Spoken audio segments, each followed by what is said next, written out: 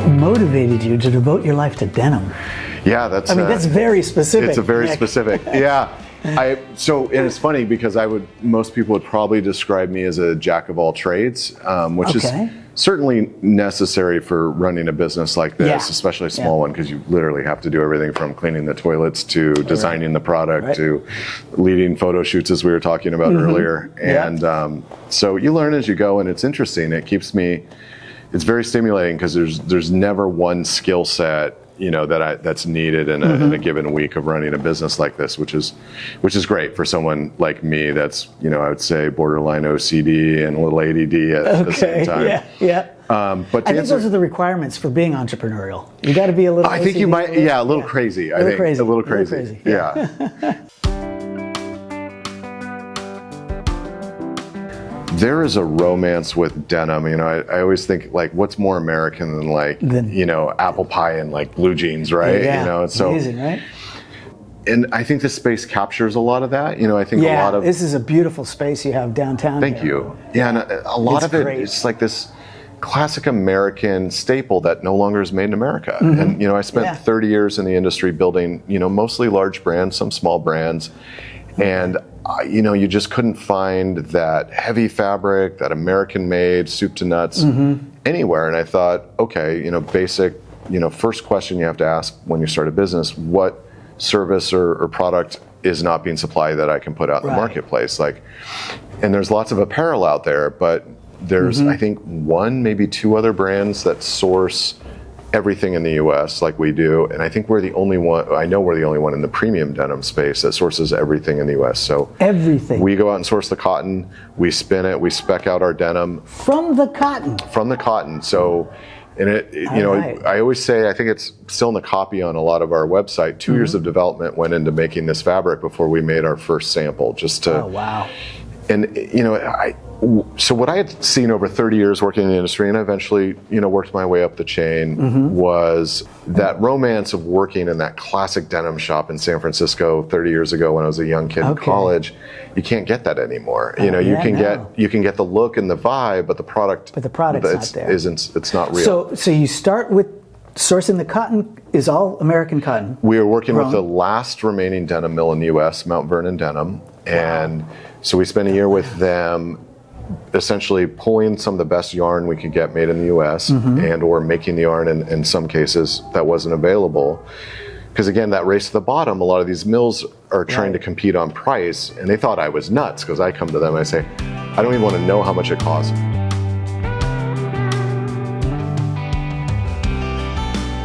When I really think, what is it that makes this place special, especially someone who's traveled all over the country professionally for a long time, is, the food scene, the wine industry. Yeah.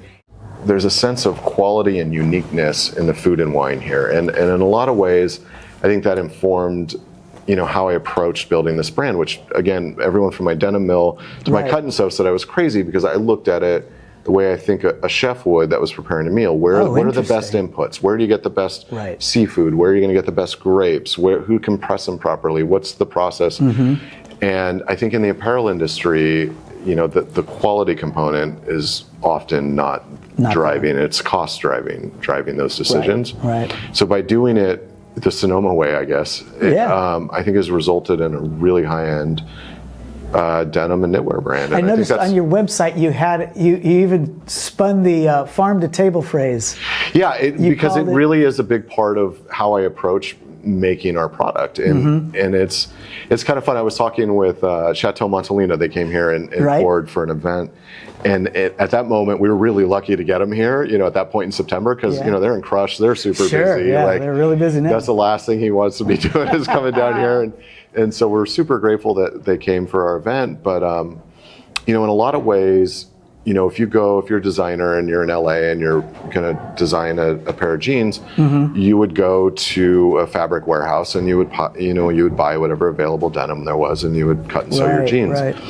What we do that's different and would be closer to the wine industry is, you're growing the grapes, then you've got harvest and crush and all of that, very right? analogous. Wow. So we go source the cotton, then we are looking at producing this fabric with the end product in mind, which is this jean and what makes this jean what unique. makes that jean? So, what do we want the weight of that fabric to be? What are the components that are going to make it fade a certain way and on these seams? Right. So, in a lot of ways, it's I think a lot closer to food and wine the way we approach production than I think traditional There are apparel a lot of brands. similarities there.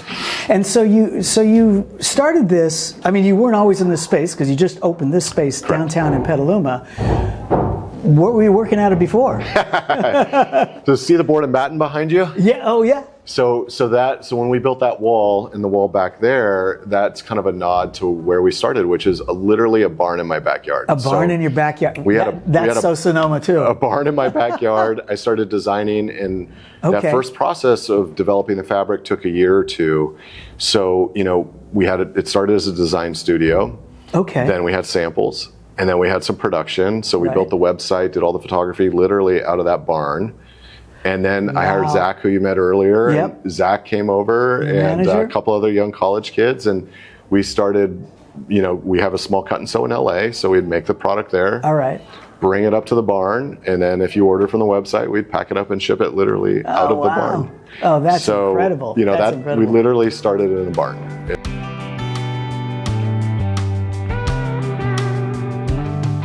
Yeah. So finding this building was awesome because This is a great space. Over 100 years old. I think it embodies a lot of what our brand is about, but it's also really long and deep. So shipping and receiving's in the back. In the middle there, as we looked at earlier, we've got our creative studio, and then up front here, if you're coming from San Francisco or Napa or Sonoma or right here in Petaluma and need a pair of jeans, you can come in and try them on versus buying them on the site, which is awesome. That's great. And you already mentioned that you did an event already. Are you planning more events for the future? Yeah, we've winery events. Yeah, we do. I love the blending of winery and wine and. That's what I love about Sonoma County, right? So we've got we're going to work with a couple local restaurants, a couple wineries. Excellent.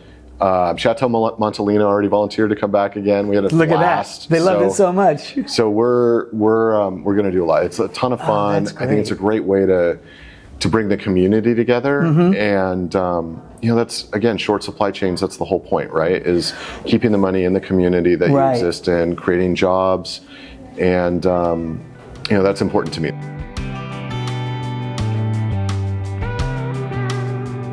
Did I hear a rumor that you got some Hollywoodites coming up just to? We got a few. We got a few. I don't want to name drop or anything like that. But yeah, you can if you want, but you don't have to drop names. I don't even know how it happened. I'm it just happened. Really grateful. We've got some A-list celebrities. We've got a couple guys in the NBA. Excellent. We've got some pretty famous chefs that are into our product. Wow, that sounds really good. It's pretty exciting as a guy just getting started selling jeans out of his barn in his backyard to find out.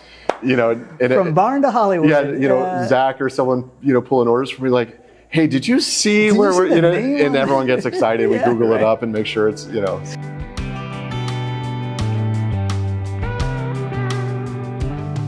What do you call that jacket there? So this is our bodega cardigan, and the idea behind it was I had an old sweater. It was my grandfather's. It's a fisherman sweater, and when I got out of the water, when I was done surfing, up here on the coast, you're pretty hypothermic in most cases. If you've been in the water more than an hour or two, and I would throw that thing on in a wool beanie, and I loved it. The only thing is because it was wool, I couldn't just throw it in the wash, and I had to be a little more careful with it. So when I developed this fabric for this style. It's a 14-ounce French terry. So the idea was, can I make a cotton French terry that had the weight and the quality that you would with a wool sweater, but still be able to just toss it in the wash and wear it like a sweatshirt. Oh, that's cool. And so a lot of the design details in this piece are based off of that old fisherman sweater, and then I added these keyholes that give it a little contrast. That. Yeah. So this is actually the thread we use for the buttonholes on our jeans. On your jeans. So that requires a unique machine that you don't normally get in a knit shop. So we had to do some engineering to make the piece come together. But and that gives it. It's not just that, but that and I don't know if you'd still call that a placard down the. The placket, yeah. Okay. It's huge. It's huge. Yeah. It gives it. There's a little Sergeant Pepper coming off of there. Yeah. It's got a Papa style, and what drove I love it. It's kind of this giant cool placket was, if you're going to do button on a French terry, which has a little bit of natural give and stretch to it. Without stretch, it's 100% cotton. You need a really stable placket. So this is double thick, and then we put a liner on the inside so those buttonholes keep. And then you've got this big vertical thick line right in the center of your body up and down, so it has a nice slimming effect and a really clean tailored look with essentially something that is as comfortable and easy to wear as a sweatshirt.